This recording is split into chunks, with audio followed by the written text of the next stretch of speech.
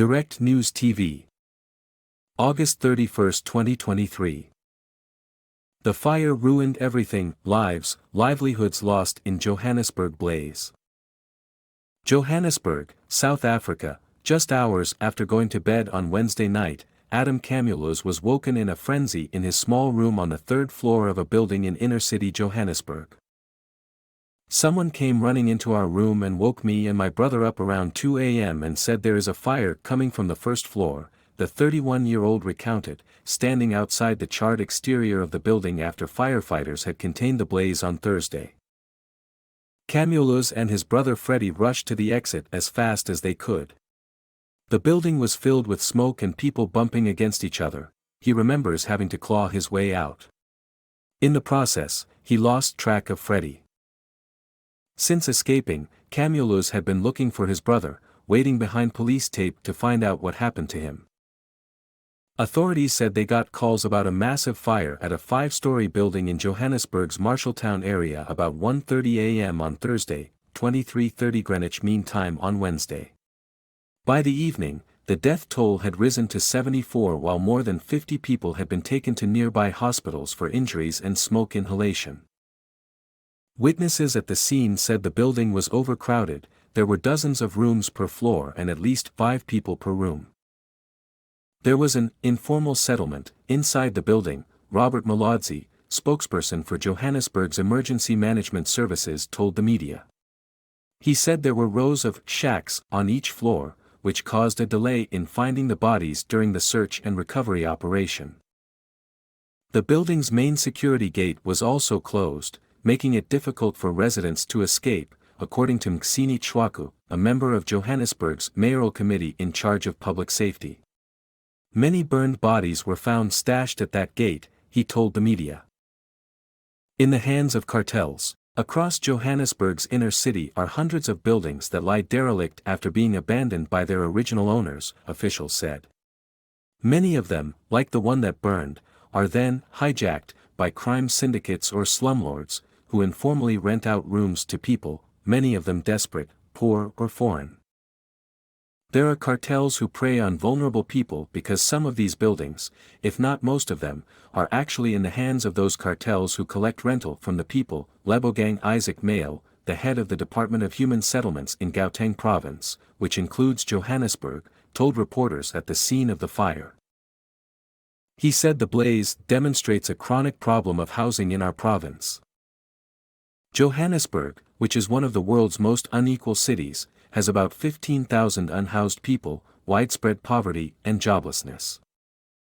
Adam and Freddie Camulus are Malawian immigrants who moved to South Africa in 2005 and work as informal street hawkers in the bustling inner city, where thousands of other migrants from across the continent have also made their home. Residents of the burned building told Al Jazeera that it mostly housed Malawians and some Zimbabweans, Tanzanians and South Africans. Although the cause of the fire is not yet known, emergency services said a candle or faulty electrical wiring could have started it. Many hijacked buildings have no electricity, or if they do, the connections are often illegal and dangerous. Johannesburg also suffers from chronic power cuts, which leads many to resort to using candles for light and wood fires for heat. Culpable homicide. The burned building was originally known as Uzindiso, the Socio-Economic Rights Institute, SERI, a South African human rights advocacy group, said in a statement. The building operated as a shelter for abused women and children until its neglect by the city government in 2018, which led to its state of disrepair, the NGO said. Unfortunately, the fire at the Uzindiso shelter is an example of how the city deals with its shelters, which are occupied by many of Johannesburg's poorest and most vulnerable residents. The conditions of the shelters and transitional housing need to be urgently improved and people living in them need access to basic services, SERI said in a statement. Former Mayor Herman Mashaba visited the site and described the incident as culpable homicide by the city of Johannesburg for neglecting the structure. He also lambasted SERI for stopping him from fixing the housing problem in the inner city during his term of office.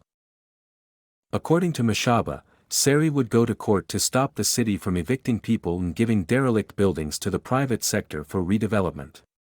Sari, which assists poor inner-city residents facing unlawful evictions, has previously called on municipalities to implement better housing plans that prevent buildings from being hijacked. Kabelo Gwamanda, Johannesburg's current mayor, visited the site with city officials on Thursday morning.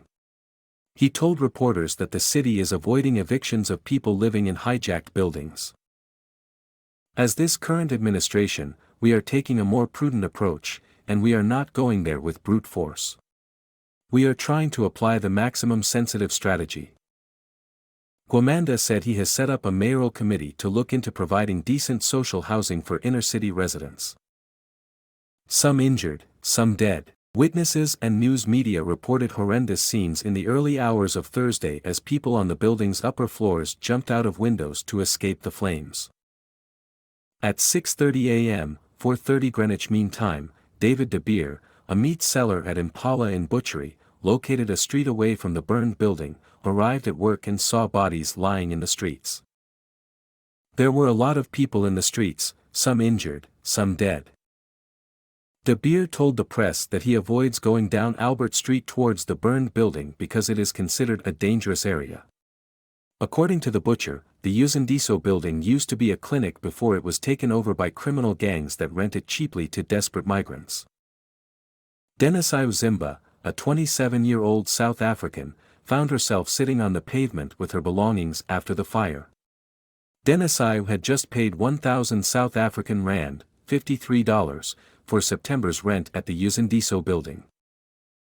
She has been staying in Uzindiso for 2 years since she moved to Johannesburg from the Eastern Cape in 2021 and supports herself by doing casual work, such as cleaning and hawking goods. The building was not all that safe.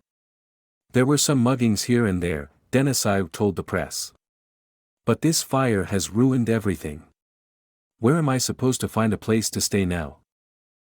Mail told local media that a few buildings have been allocated for survivors of the fire to move into.